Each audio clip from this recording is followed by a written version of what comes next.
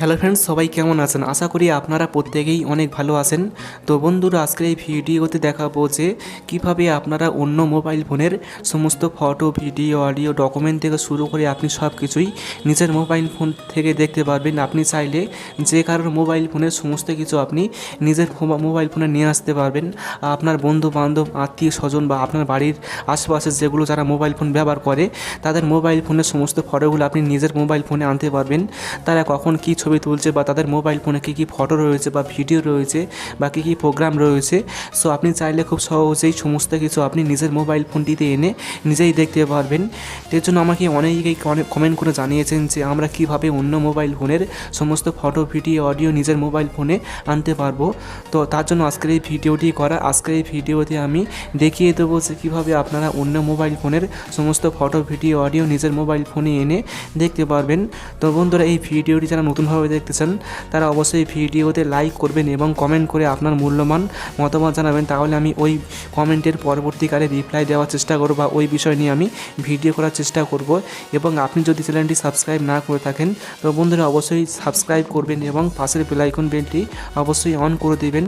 তো বন্ধুরা, আমি এই ভিডিওতে দেখাবো যে কীভাবে আপনারা অন্য মোবাইল ফোনের সমস্ত ফটো, ভিডিও, অডিও, ডকুমেন্ট থেকে শুরু করে আপনি চাইলে নিজের মোবাইল ফোনে এনে দেখতে পারবেন।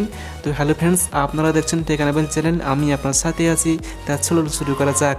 ভিডিও শুরু করার আগে আপনি যদি এই চ্যানেলটি সাবস্ক্রাইব না করে থাকেন তাহলে সাবস্ক্রাইব করুন, তারপর বেল আইকনটি অন করুন, তারপর অবশ্যই অল সিলেক্ট করবেন, তারপর ভিডিওতে একটি লাইক করবেন এবং কমেন্টে লিখবেন নাইস ভিডিও বা গুড ভিডিও।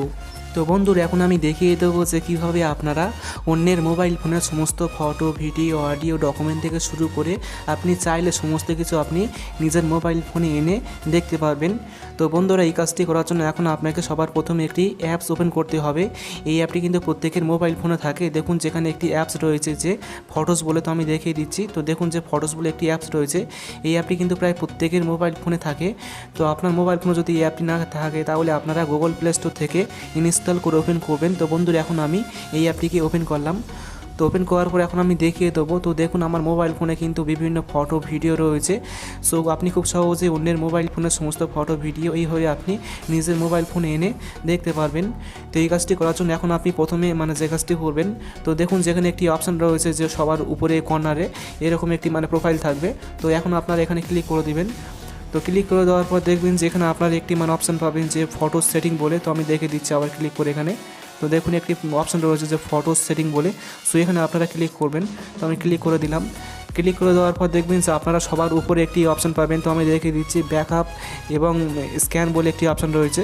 সো আপনারা এখানে ক্লিক করে দিবেন। তো আমি ক্লিক করলাম। ক্লিক করার পর এখন আপনারা অবশ্যই এটিকে অন করবেন যে এখানে রয়েছে ব্যাকআপ স্ক্যান বলে। সো আপনারা অবশ্যই এই অপশানটিকে অন করে রাখবেন, না হলে কিন্তু এটি হবে না। আপনারা অবশ্যই এটিকে অন করবেন। তো অন করার পর এখন আপনি যেটি করবেন, সো দেখুন যেখানে সবার নিচের একটি অপশান রয়েছে যে ব্যাকআপ ডিভাইস ফোল্ডার বলে। সো আপনারা এখানে ক্লিক করবেন। তো আমি ক্লিক করে দিলাম। ক্লিক করে দেওয়ার পর দেখবেন যে তার মোবাইল ফোনের এখানে সমস্ত ফোল্ডারগুলো শো করবে। তার মোবাইল ফোনে যতগুলো ফোল্ডার রয়েছে সেগুলো কিন্তু এখানে শো করবে। তো দেখুন কিন্তু আমার সমস্ত ফোল্ডারগুলো এখানে শো করছে। সো আপনারা অবশ্যই এখান থেকে সমস্ত ফোল্ডারগুলো সিলেক্ট করবেন, তাহলে কিন্তু আপনারা খুব সহজেই সমস্ত ফোল্ডারগুলো নিজের মোবাইল ফোনে থেকে দেখতে পাবেন। তো দেখুন আমি এখান থেকে সিলেক্ট করছি। এখন আমি ডাউনলোড এটি অন করলাম। অন করার পর এখন আমি এখান থেকে বেশ কয়েকটি ফোল্ডার আমি সিলেক্ট করে দেখে দিচ্ছি। সো আপনারা এইভাবে সমস্ত ফোল্ডারগুলো সিলেক্ট করবেন। তো এখন আমি বেশ কয়েকটি ফোল্ডার এখান থেকে সিলেক্ট করছি। তো এইভাবে আপনারা সিলেক্ট করবেন। তো আমি সিলেক্ট করে জাস্ট করলাম।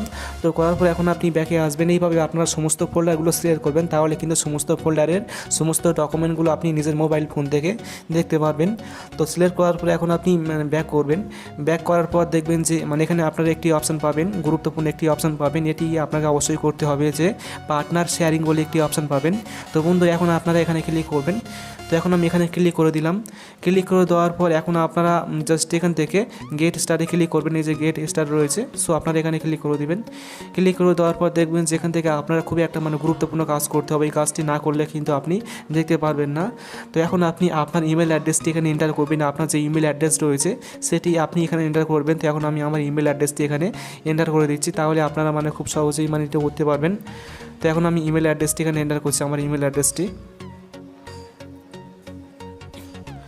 তো বন্ধুরা এখন আপনি সঠিকভাবে দিয়ে দিবেন, তো আমি দিয়ে দিলাম। দেওয়ার পরে এখন আপনি ইমেল অ্যাড্রেসটিকে সিলেক্ট করবেন। সিলেক্ট করার পর এখন আপনারা নেক্সট বাটনে ক্লিক করলে কিন্তু এখানে চলে আসবে। সো এখন আপনারা এখান থেকে মানে অল ফটোস যে অপশানটি রয়েছে এটি আপনি টিক মার্ক করবেন, তাহলে কিন্তু সমস্ত ফটো আপনি নিজের মোবাইল ফোন থেকে মানে দেখতে পারবেন।